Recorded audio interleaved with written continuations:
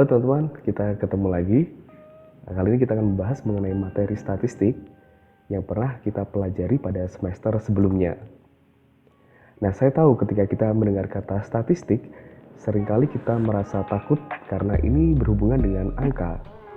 Tapi teman-teman tidak perlu khawatir, karena sesungguhnya statistika itu adalah sebuah alat yang dipakai untuk membantu kita menginterpretasi skor yang diperoleh individu. Nah, pada video-video sebelumnya kita sudah pelajari dan kita tahu bahwa sebuah alat tes harus menghasilkan skor berupa angka yang tidak memunculkan perdebatan.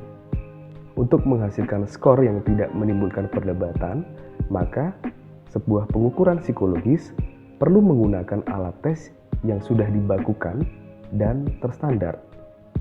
Proses pembakuan dan standarisasi ini seringkali melibatkan uji statistik. Salah satu teknik statistik yang diperlukan untuk pengujian alat ukur adalah teknik korelasi. Teknik korelasi adalah satu teknik statistik yang digunakan untuk menggambarkan hubungan antar variabel. Kita akan lihat contoh berikut ini. Misalnya ada seorang guru yang mendapati beberapa muridnya sering terlambat ke sekolah karena bangun kesiangan. Siswa yang sering datang terlambat ini juga mengalami penurunan prestasi di sekolah. Lalu guru tersebut ingin tahu apakah terdapat hubungan antara waktu bangun tidur dan prestasi belajar. Sang guru kemudian mengamati dan mencatat waktu bangun tidur dan prestasi belajar siswa di kelas itu. Nah, setelah dilakukan pencatatan, guru tersebut tahu ternyata waktu bangun tidurnya sangat bervariasi. Mulai dari jam 5 pagi hingga ada yang jam 7 pagi. Supaya bisa melihat arah hubungannya, maka guru tersebut membuat diagram pencar agar lebih mudah dipahami. Nah, kalau kita mengamati diagram pencar ini, kita dapat melihat bahwa kedua variabel bergerak ke arah yang bertolak belakang. Ini artinya, jika jam bangun tidur semakin siang, maka prestasi belajar akan semakin menurun. Teman-teman dapat melihat pada sumbu X itu adalah waktu bangun tidur, sementara pada sumbu Y itu adalah rata-rata prestasi belajar. Misalnya, kita akan lihat Andi yang memiliki waktu bangun tidur jam 7 pagi. Dia memiliki prestasi belajar sebesar 5,0. Kemudian Geo yang bangun jam 5 pagi memiliki rata-rata prestasi belajar sebesar 9,0. Hal ini menunjukkan bahwa jam bangun tidur semakin siang, maka prestasi belajar akan semakin menurun. Nah, ini artinya terdapat hubungan negatif antara waktu bangun tidur dengan prestasi belajar.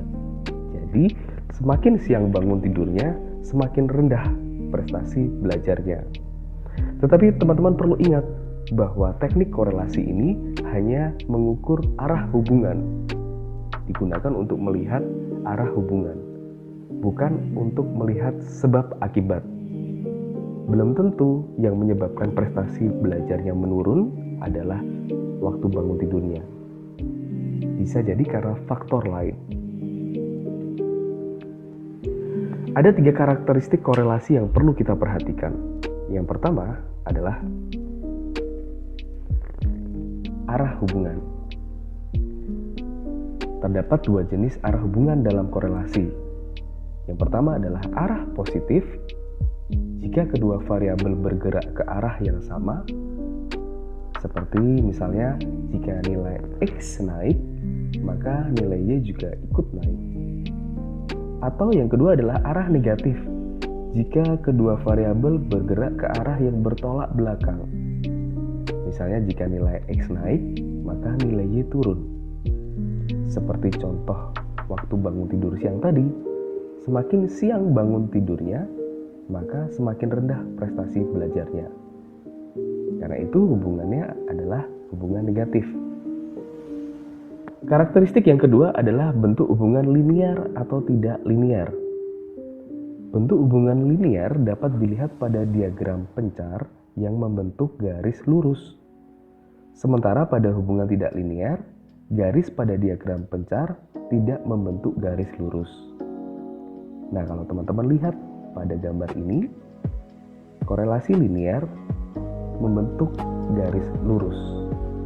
Sementara korelasi tidak linear membentuk garis yang melengkung seperti ini. Karakteristik yang ketiga adalah derajat hubungan. Seberapa besar sih nilai korelasi yang Anda dapatkan? Derajat hubungan diukur dengan menggunakan nilai korelasi yang berkisar dari -1 hingga +1. Korelasi sempurna jika memiliki nilai 1 atau -1. Jika nilai korelasi 0, maka dapat dikatakan tidak ada korelasi sama sekali. Nah, karena berkisar antara -1 hingga +1, ketika hasil korelasi sebesar 0,92, maka kita dapat menyimpulkan bahwa nilai korelasi sangat kuat karena mendekati 1. Nah, sampai di sini saya yakin teman-teman sudah mulai mengingat kembali materi-materi statistika. Materi korelasi ini penting dalam mempelajari psikometri karena berkaitan dengan pengujian alat ukur. Teknik korelasi akan digunakan untuk menguji validitas, reliabilitas, hingga analisis item. Karena itu teknik ini akan kita pakai untuk belajar psikometri pada materi-materi selanjutnya. Contohnya adalah jika seorang peneliti ingin mengetahui apakah alat ukur yang sudah dibuat ini memiliki validitas yang tinggi. Dia akan mengkorelasikan alat ukurnya dengan alat ukur yang sudah ada.